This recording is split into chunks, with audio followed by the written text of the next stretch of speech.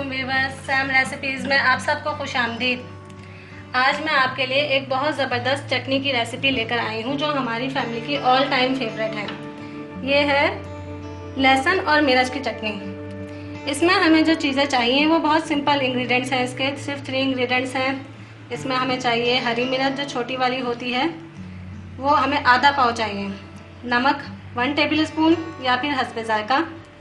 और ये लहसुन छोटा वाला जो देसी लहसुन होता है वो हमें पूरा, या तो इसका बंच या फिर तकरीबन अंदाज़न हम जब इसको तोड़ेंगे, इसकी कलियां निकालेंगे तो 35 से 40 के दरमियान में होनी चाहिए।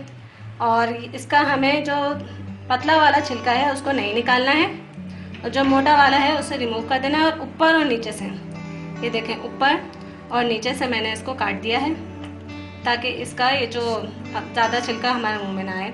और ये मैंने समझाने के लिए आपको रखा था कि ये इतने साइज़ का हो या फिर 35-40 इस तरह की कलियाँ हों। जी व्यूअर्स, रेसिपी स्टार्ट करने से पहले आपको मैं बताती चलूँ कि अगर आपने हमारे चैनल को सब्सक्राइब नहीं किया है तो प्लीज़ सब्सक्राइब कर लीजिए और बेल आइकन को ज़रूर प्रेस कीजिएगा ताकि मेरी आने वाली हर रेसिपी आप अपडेटेड रहें उससे। चले अब हम स्टार्ट करते हैं। ये रेसिपी इस चटनी के साथ बहुत ज़बरदस्त हर चीज़ के साथ ये लगती है, चाहे दाल हो या सब्ज़ी हो या फिर पुलाव के साथ, तो ये बहुत बेस्ट रहती है।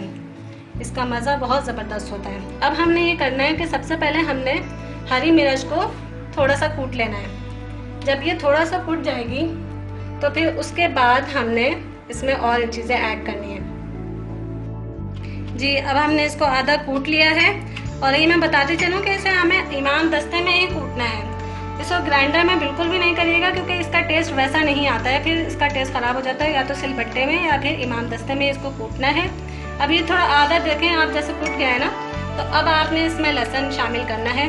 अब लहसुन को हम कूटेंगे, उसके बाद फिर हम नमक ऐड करेंगे, क्योंकि एंड में नमक इसलिए एंड में ऐड करेंगे क्योंकि वो पानी फिर छोड़ देता है।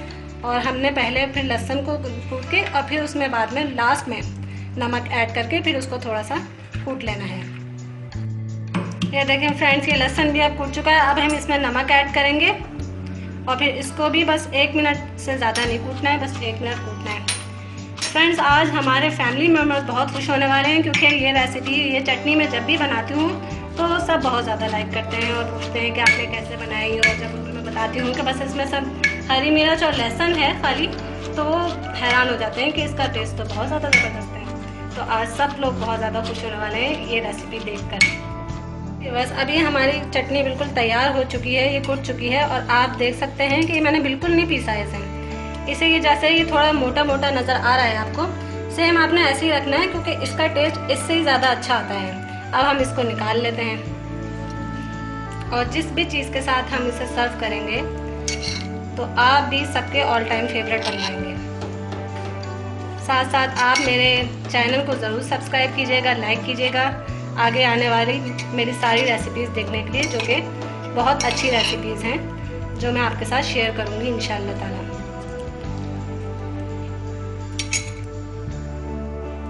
फ्रेंड्स, ये चटनी आप लोग ज़रूर ट्राई कीजिएगा और अपनी राय से हमें ज़रूर आगाह कीजिएगा क्योंकि आपके कमेंट्स हमारे लिए बहुत इंपॉर्टेंट है ताकि हम अपने चैनल को मज़ीद इम्प्रूव कर सकें। और इसके साथ ही सैम रेसिपीज़ में आप सबको अल्लाह हाफिज़। अपना बहुत ज़्यादा ख्याल रखिएगा और मेरे चैनल को ज़रूर सब्सक्राइब कीजिएगा। अल्लाह हाफिज़।